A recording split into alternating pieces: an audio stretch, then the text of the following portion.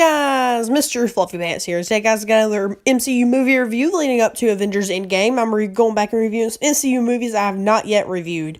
And today we got Thor The Dark World, which is the second Thor movie, which came out in 2013. It came out after Iron Man 3, I think.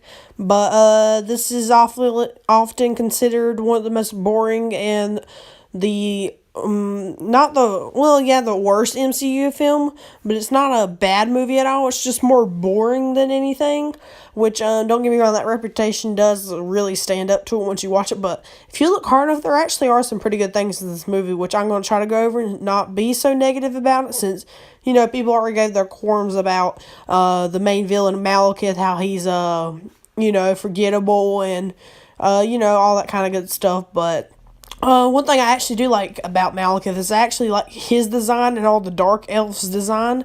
Like, the Dark Elves are really creepy with, like, their mask, I think, at least.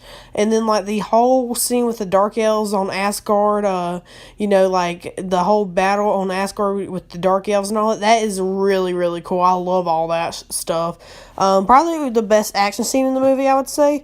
The, ending battle, wherever that is in Europe.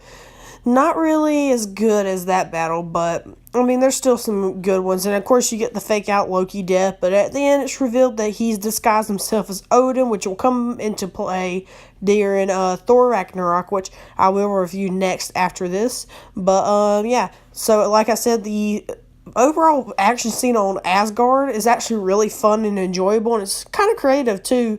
It's just kind of a big action scene and all. And, of course, Chris Hemsworth, he's great in this movie. And I do like Jane Foster. I don't really care so much about, but, the scientist, I forgot his name, sorry again, the scientist, he's awesome in this because he's in a insane asylum, pretty much. Because this takes place after the events of the Avengers, and he kind of saw through the portal, so that kind of made him a little crazy, and it gave him, answers to the universe and that kind of stuff, so it made him a little crazy, so that's why he's really in there, which, I don't know, I just absolutely love him. I don't know, just the Jane Foster stuff, never believed that relationship at all.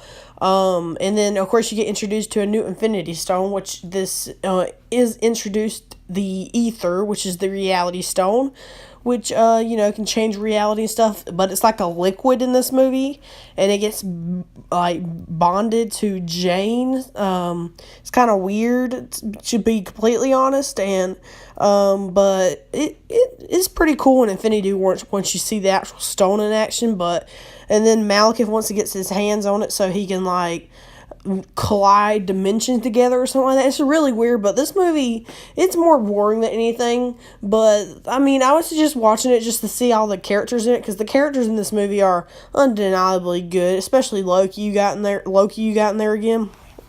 But, mostly watch this movie for that one action scene on Asgard, because that is actually pretty badass. But, anyway, guys, let me know what you guys think of this movie down below. It's probably just going to be a lot of people saying it's boring and all, but try to say something that's actually good about this movie, since we all heard, what's bad about it.